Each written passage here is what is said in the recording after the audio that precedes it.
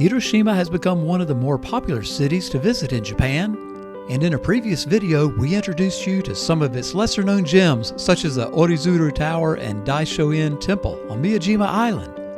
But in this video we're going to take you to 3 lesser-known places in the area you should definitely consider. And perhaps best of all, they're away from the throngs of tourists, so let's go take a look at these hidden gems around Hiroshima.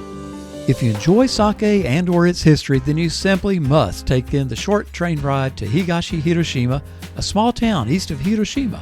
Stop in at the visitor center at the station for some maps and information before starting the pleasant walk to the Sake district of this wonderful little town. We're in the town of Higashihiroshima, about 38 minutes north-northwest of Hiroshima. The town is most well known as a sake brewing district. There are 7 sake breweries here in this area. You can go and sample sake from them. You can tour how they do things, but they're open at different hours of the day. So check the schedule. There's a great tourist information center. You can visit, get all the information you need. But it's a beautiful place to come to. It's not crowded with tourists. They want Western tourists to come here. So if you're in Hiroshima, put this on the list to come up and see. After a very short walk from the station, you'll find yourself on the Saijo Sake District Street. Within a few blocks, you'll find 7 different sake breweries. Of course, sake is perhaps the most famous drink produced in Japan, made from fermented rice and sold throughout the world. This particular area is known for its smooth flavor as a result of what's called the soft water production technique, unique to this region. Many of the buildings feature the distinct architectural whitewashed walls and tiled roofs reminiscent of the late Edo period in the latter 1800s. Every now and then you'll find a tall brick chimney punctuating the landscape, and you can use them as landmarks if you find yourself lost in the maze of these narrow streets. Strolling along the narrow alleys and lanes is a pleasant experience in itself.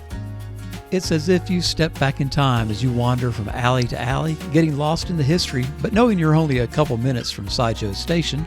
Actually, getting lost here can be a very enjoyable experience. Some of the places are very clearly marked employees only.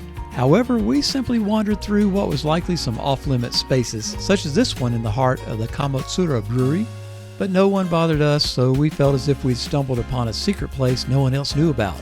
This just made our time here that much more enjoyable. While going on a walk like this, you never know what you may discover, such as this unique house with glass walls. Have never seen anything quite like it. Or perhaps the community drinking fountain outside one of the many breweries that is still in use today. Some of the breweries are rather small and operate retail storefronts, and others have some historical archives on display, which help you get a better understanding of the processes of making sake. Other breweries are not open to the public, while several others are available for touring and offer larger tasting rooms and such. Some of these distilleries have been in operation for more than 500 years. There are displays with various implements along with plenty of English language signage and photo opportunities for that perfect selfie. Here you can sample numerous brands and learn the history of its production. Even though I don't personally drink alcohol, I couldn't visit here and not sample the goods. And I must say, it was a lot more pleasant tasting than I'd expected. Now, should you make the 39-minute train ride from Hiroshima Station to Higashihiroshima, you can take in the Higashihiroshima Museum of Art. Unfortunately, we're not allowed to take any photos or videos. I can't even take my tripod into the museum. But it's a first-class museum and a surprise in such a small town. But definitely, if you're here, included in your visit. From Higashihiroshima, we now go southeast of central Hiroshima to the town of Kure. Many of Japan's warships from the late 1800s through World War II were built here, and it is here that you'll find 2 outstanding maritime museums that are seldom visited by the millions of tourists who come to nearby Hiroshima. Our first stop is the Japan Maritime Self-Defense Museum, also known as the Iron Whale Museum. Now I'm standing outside the Japan Maritime Defense Force Museum here in Kure. It's directly across the road from the Yamato Museum. It's 3 stories full of submarine history and technological showcases. It's a great rainy day activity. There's not a lot of foreign visitors here, so that makes it kind of nice because it's not as crowded as elsewhere in Hiroshima. And we're only a 35 to 40 minute train ride from the Hiroshima station. The museum offers visitors a walk through the history of Japan's submarine forces and mine-sweeping work from the 1800s to modern times. Being an island nation, Japan has long had a very advanced navy, and here you'll get close up to various aspects of its submarine and mine-laying operations. Of course, the signature feature of this museum is the submarine Akishio, which was in operation from 1985 to 2004. If you're in this area, there is no way you can miss this place, as you're likely to never see a submarine up on blocks out of the water quite like this one.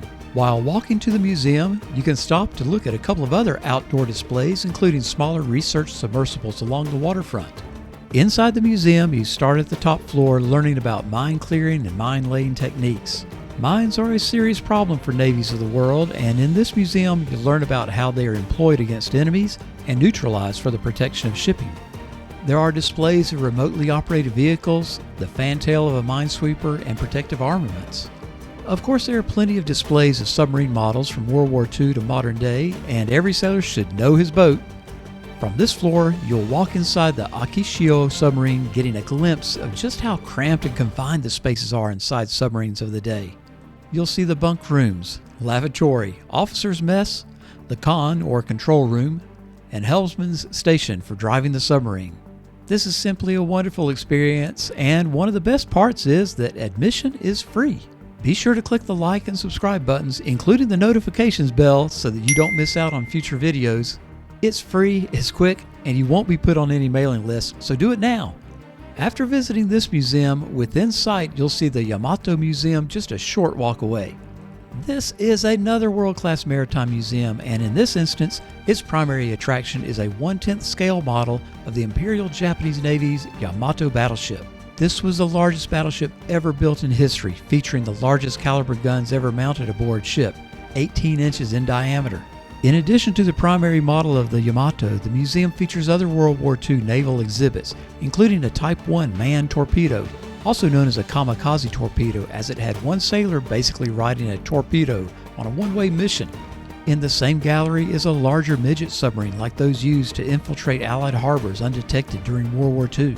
There is even a restored Nakajima Zero fighter plane, one of the most respected and recognized fighter aircraft of World War II. In addition to the permanent displays, while we were there, we enjoyed a temporary display of Japanese aircraft carriers through the years. This was a very well done exhibition of scale models and memorabilia. Throughout both museums, there is plenty of English language so that you are sure to get the most out of your visit. Now, inside the museum, you're seeing a lot of photos and video clips of the amazing model of the Yamato battleship, the largest battleship ever built. However, within the museum, there's a lot more than just this one model. There are exhibits that are where photography and videography is not allowed, but there are other things and other exhibits you can see as well. But absolutely a wonderful museum. They're very well done. So if your Japan travel plans include a visit to Hiroshima, be sure to include an extra day or two so that you can enjoy the wonderful town of Higashihiroshima along with these two extraordinary museums. If there's a history buff in your group, you simply can't miss it. When visiting Hiroshima, you may consider staying at the Ria Royal Hotel. It's extremely conveniently located, literally within view of the atomic bomb dome on one side and Hiroshima Castle on the other. The rooms are large and spacious with ample sitting areas and large picture windows for taking in the view. Included in the room rate is breakfast at the large buffet on the main floor or a more intimate dining experience on the 32nd floor. This dining option comes with a made-to-order breakfast in a much quieter setting. This is my preference as the service is absolutely outstanding as well as the view. And be sure to watch our other video on Hiroshima where we take you to the top of Miyajima Island, the atomic bomb dome, Hiroshima Castle, and the amazing 7-story slide at the Orizuru Tower. And please send us an email with your questions or comments. We would love to hear from you. And until next time, sayonara.